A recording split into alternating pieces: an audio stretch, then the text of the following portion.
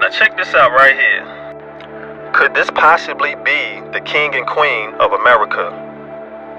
Let's find out. So these two statue images are of Nelusco and Celica. They were made by an Italian artist named Luigi Pingiani back in the 1800s. Now let's read.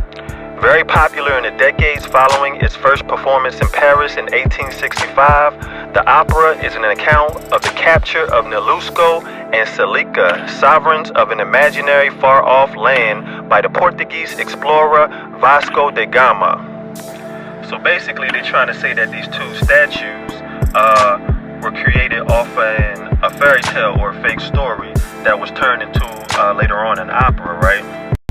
But as you can see at the bottom, that's a lot of money to be paying for two statues that's made up on some fairy tale story. That shit don't add up. And this guy right here that they said captured them, a Portuguese explorer named Vasco da Gama. Wait a minute. Cause see, Vasco da Gama is a real person. Like a real conquistador that came over here wrecking shit. And according to their information, he was the first to reach India by sea from Europe.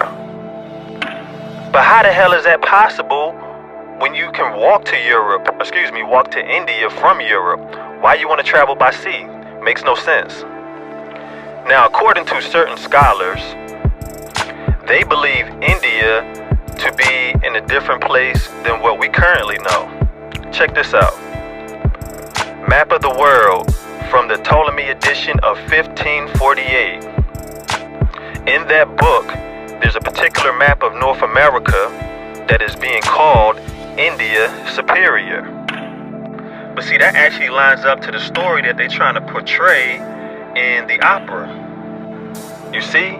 An account of the capture of Nelusco and Celica, sovereigns of an imaginary far-off land. Well, guess what's a far-off land from Europe? The motherfucking Americas. That's what's a far-off land from Europe that you have to travel by sea in order to reach. You feel me?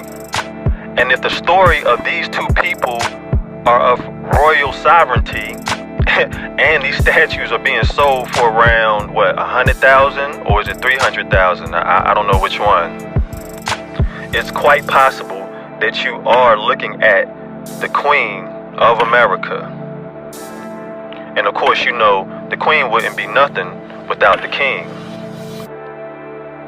Statues of melanin royalty in the 1800s. Pretty interesting, huh?